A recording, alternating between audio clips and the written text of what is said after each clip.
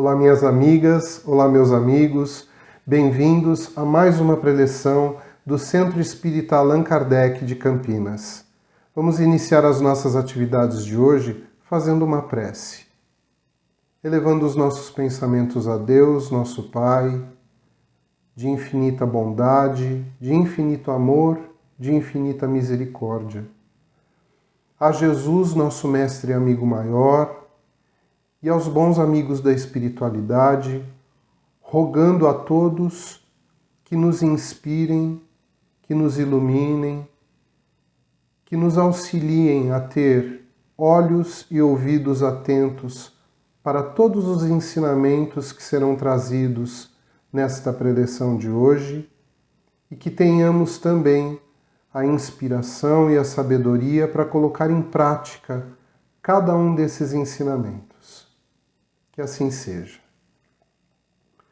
A preleção de hoje está no capítulo 11 do Evangelho segundo o Espiritismo, itens de 11 a 15, e o capítulo trata sobre amar ao próximo como a si mesmo. Como sabemos, Jesus resumiu os mandamentos da lei mosaica numa única frase: amar a Deus sobre todas as coisas e ao próximo como a si mesmo. Apesar desse resumo parecer simplificar o nosso caminho para alcançarmos a tão desejada evolução, ele de fato aponta não apenas para as atitudes contidas nos 10 mandamentos, mas destaca um esforço bem maior no que se refere ao nosso caráter, o nosso comportamento, ou seja, quem somos, como nos relacionamos com os outros e como estamos presentes no mundo. Amar a si próprio passa a ser uma condição essencial para que se possa então amar ao próximo. E para que isso aconteça, é indispensável conhecer-se a si mesmo, tarefa que não costuma ser fácil e muito menos simples. Além disso, a forma do meu auto-amor é o que configura a forma do meu amor para com os outros. Assim, se eu mantenho um amor torto por mim mesmo, ou seja, algo excessivamente tolerante ou excessivamente intolerante, também manifestarei uma forma torta de amar o outro. Pior ainda, se eu não me amo, por mais que me esforce para dedicar esse afeto e todas as ações que dele derivam para qualquer outra coisa ou ser que estejam fora de mim, o resultado sempre será uma forma hipócrita de afeto. Assim, começamos a nos deparar com nossas imperfeições e a necessidade de saber como lidar com elas, o que fazer delas, como superá-las. As instruções dos Espíritos em O Evangelho segundo o Espiritismo são excelentes alertas. Nos 2 primeiros tópicos que vamos versar hoje, Emmanuel e Pascal vêm nos chamar a atenção para o egoísmo, uma forma de amor exagerado ligado aos próprios interesses. Um exclusivismo, um orgulho, presunção, onde a pessoa se toma como referência para tudo e fica estabelecida a falta de consideração com o outro. Esse é o egoísmo. Essa é a chaga que não permite a evolução do nosso planeta, já que é a partir dele, do egoísmo e também do orgulho, que acontecem tantas mazelas nas relações humanas, na sociedade e na humanidade como um todo. É por conta do egoísmo que não vemos a dor e o sofrimento pelo qual passa o nosso irmão, e por conta do orgulho não conseguimos admitir a existência desse mal em nós. O Espírito Emmanuel, em 1861, deixa em sua mensagem um alerta sobre a grande necessidade de todos nós que nos intitulamos cristãos, seguidores dos ensinamentos do Mestre Nazareno, voltarmos nossa força e nossa coragem contra o egoísmo. Ele destaca que é preciso mais coragem para vencer a si mesmo do que para vencer aos outros. De fato, olhar para dentro de si e reconhecer as próprias deficiências é, na maioria das vezes, uma das mais dolorosas jornadas que o indivíduo pode empreender para encontrar a libertação através da verdade. Não falamos aqui dessas pseudo-verdades que, pelo orgulho e egoísmo, atendem apenas aos interesses próprios, mas da verdade universal, que tem como base as leis morais, leis divinas, que são imutáveis e, portanto, não se adaptam às vaidades e vontades individuais. Emmanuel chama ainda o egoísmo de monstro devorador de todas as inteligências, já que ele ataca a verdade e distorce a realidade segundo a vontade da pessoa egoísta. Desta feita, surgem comportamentos como o preconceito, a injúria, a maledicência, as negações, a intolerância, a exclusão, ou seja, falhas de caráter, de crenças e de valores irreais que geram atitudes e pensamentos opostos ao amor incondicional que devemos dedicar uns aos outros, conforme foi ensinado e exemplificado por Jesus, como caminho para nossa evolução e nossa felicidade. O egoísmo é, portanto, o antagonista da caridade.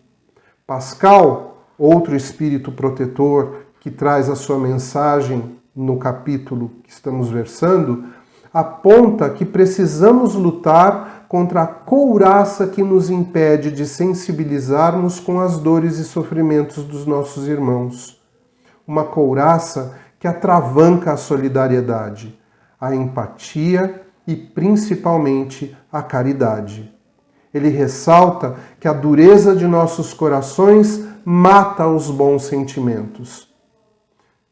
Meus irmãos, minhas irmãs, neste período da pandemia de Covid-19, fomos todos convocados a olhar para além de nós mesmos e entender que os resultados de tudo isso pelo que passamos e que ainda enfrentamos enquanto humanidade terrestre é resultado das ações individualistas. Cada um de nós é corresponsável pelo todo. Diferente do que deveríamos fazer, aparentemente os olhos, ouvidos e corações se fecharam mais ainda. O egoísmo e os interesses particulares tomaram conta de todo o cenário mundial. Raríssimas situações provocaram algum tipo de comoção cujo efeito durou muito pouco. E há muito tempo não víamos tantas pessoas em situação de miséria, abandono e desolação. Pascal é enfático em sua mensagem. Se a caridade reinasse na terra, o mal não teria mais predominância. Sem a caridade não haverá tranquilidade nem segurança na sociedade. Sem a caridade, o orgulho e o egoísmo abrem espaço para aqueles que se acham espertos, que querem levar vantagem, e nessa luta de interesses, alguém sempre sairá lesado. Ele recorda ainda que Jesus não repelia ninguém. Todos que o buscavam eram socorridos. E é a esse exemplo que devemos seguir, pois o egoísmo é a negação da caridade.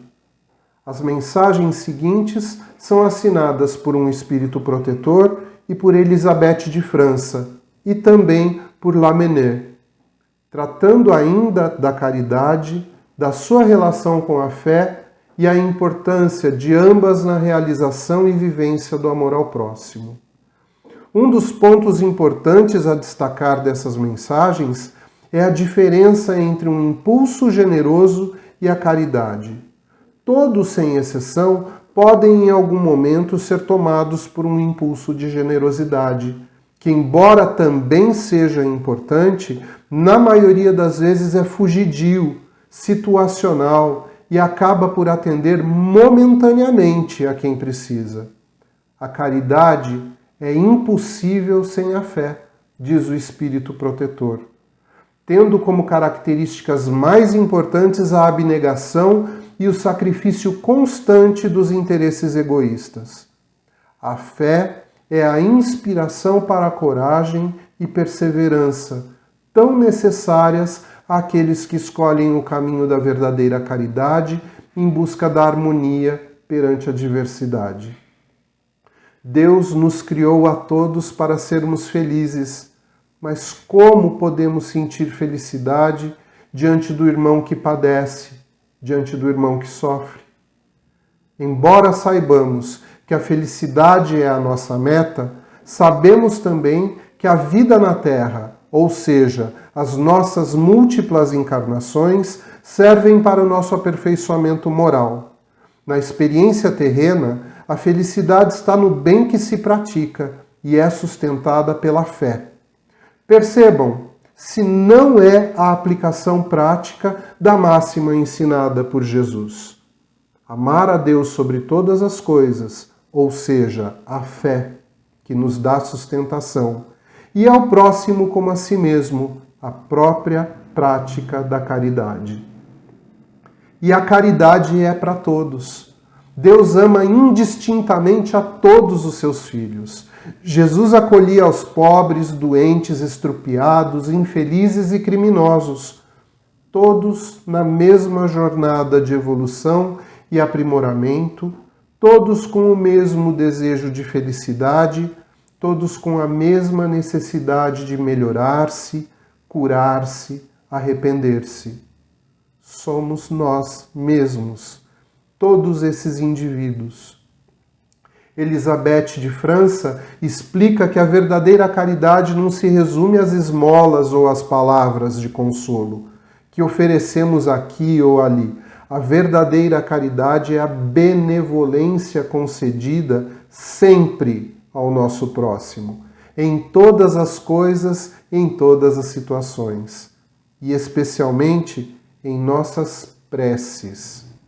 Está escrito em O Evangelho segundo o Espiritismo que não devemos desejar a eliminação, o expurgo ou a morte, nem mesmo daqueles que são considerados criminosos.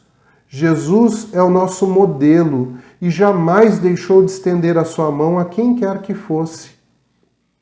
Isso é o que se espera de nós, que façamos nossas preces em favor desses irmãos que se desviaram do caminho do bem, ao invés de adotar campanhas de extermínio em redes sociais. Mais do que isso, para nós espíritas, significa assumir verdadeiramente a responsabilidade perante o que preconizamos. Não preconizamos o extermínio e a morte de ninguém. Para tanto, não podemos e nem devemos julgar os outros jamais, uma vez que temos atitudes consideradas normais em nosso cotidiano e que aos olhos do Pai Criador seriam alvo de severa reprovação. Por exemplo, destruímos coisas, produzimos lixo, extinguimos seres da criação e devastamos nosso próprio planeta. Todos os dias. E escolhemos ignorar isso sob o pretexto de que todos fazem assim também. Escondemos dos nossos próprios olhos todo o mal que fazemos, sob o pretexto de que é normal. Almejamos um mundo melhor, mais fraterno, onde a paz reine entre os seres, um mundo anunciado pelos espíritos superiores. Mas é fundamental que façamos a nossa parte para que seja assim. Temos que exercitar o amor incondicional ao próximo, como a um irmão querido, filho do mesmo Pai Criador. Mas até quanto devemos fazer isso? Lamennais traz essa reflexão em sua mensagem. Devemos ser caridosos a ponto de pôr nossas vidas em risco? Qual o critério? Quem seria merecedor desse sacrifício? Novamente, o esclarecimento sobre a caridade nos diz que não se escolhe a quem socorrer. Nas palavras do amigo espiritual, o devotamento é cego. É considerado todo indivíduo merecedor da caridade, de socorro e de ajuda. Mesmo aquele que seja tratado como um inimigo, um malfeitor, um criminoso, é nosso irmão na criação e às vezes precisa viver essa experiência para modificar a sua conduta. Então, minhas amigas, meus amigos, concluímos que a voz do coração é um chamado amoroso para olharmos além de nós mesmos e enxergarmos o próximo. E a compaixão, essa é a verdadeira caridade.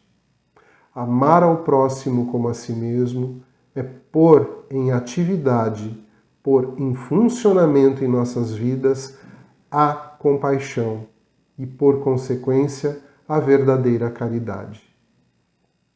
Essa é a mensagem que o Evangelho segundo o Espiritismo nos traz hoje. E agora eu convido a todos para que façamos juntos uma vibração. Então, ainda com os nossos pensamentos elevados ao plano maior, ao nosso Mestre Jesus, a Deus, nosso Pai Criador, vamos neste momento, primeiramente, agradecer pelos ensinamentos do nosso Mestre Jesus e pedir que tenhamos, Senhor, a ajuda do plano maior para colocarmos em prática a cada um desses ensinamentos. Vamos agora expandir o nosso desejo sincero de ajudar o nosso próximo, de ajudar os nossos irmãos. Vamos expandir isso nos limites do nosso planeta. Pensar nessa nossa terra, nessa nossa escola, e envolvê-la toda numa vibração, num desejo de paz, de harmonia, de fraternidade, de desenvolvimento, de evolução. Mestre Jesus, ampara, Senhor, as pessoas que neste momento estão sofrendo com a guerra, sofrendo com a fome, com a falta de recursos. Ampara cada um desses irmãozinhos, mas especialmente ilumina, Senhor, as mentes e os corações dos governantes, para que eles também, em primeiro lugar, escolham outras maneiras para resolver as suas contendas. Vamos nos aproximar de nós neste momento, vibrando pelo nosso Brasil, também pelos nossos governantes, para que tenham sabedoria, para que tenham a inspiração do plano maior, para tomarem as melhores atitudes. Vamos neste momento vibrar por todo o nosso povo e, em especial, por aqueles que neste momento carecem também de uma moradia, tantas pessoas nas ruas, Senhor, por aqueles que estão envolvidos com as drogas, com a criminalidade, que eles tenham mãos amigas que possam socorrê-los, ajudá-los. Pedimos por aqueles que estão nas instituições, creches, orfanatos, asilos, lares para idosos, que eles não sintam, Senhor, solidão, que neste momento recebam o nosso abraço carinhoso, amoroso e que se sintam pertencentes a esta grande família espiritual que somos. Pedimos por aqueles que estão nos hospitais, em tratamento, cuidando de sua saúde, por aqueles que estão se desligando desta existência, que todos eles tenham a melhor assistência, tanto no plano físico quanto no plano espiritual. Pedimos, Senhor, por aquelas pessoas que estão nas cadeias, que seja esta experiência uma oportunidade bendita para a modificação, para o aprendizado. E humildemente, Senhor, pedimos por esta casa, que é teto para tantos de nós no sentido espiritual, o Centro Espírita Allan Kardec, os seus departamentos, o Educandário Eurípides, Núcleo Vila Nova, o Alvorada de Cristo, no Jardim Proença, o Gustavo Marcondes, em Sousas, as creches Mãe Luísa, Lar dos 15 Irmãos ou Creche Gustavo Marcondes, e também todos os demais núcleos assistenciais que a nossa casa mantém. Que os amigos da espiritualidade estejam neste momento envolvendo a todos os trabalhadores, todos os tarefeiros, todos os frequentadores da nossa casa. E agora pedimos por nós, que tenhamos sempre, Senhor, o bom amparo, o bom conselho dos amigos da espiritualidade, que sejamos sempre cuidados com todo o carinho, para que acertemos no nosso caminho, para que acertemos os nossos passos e possamos sempre fazer o melhor de nós em favor do nosso próximo, pois amando a nós mesmos, teremos condições de amar o nosso próximo e que possamos desenvolver a caridade como uma meta, como um lema, como uma prática normal em nossas vidas.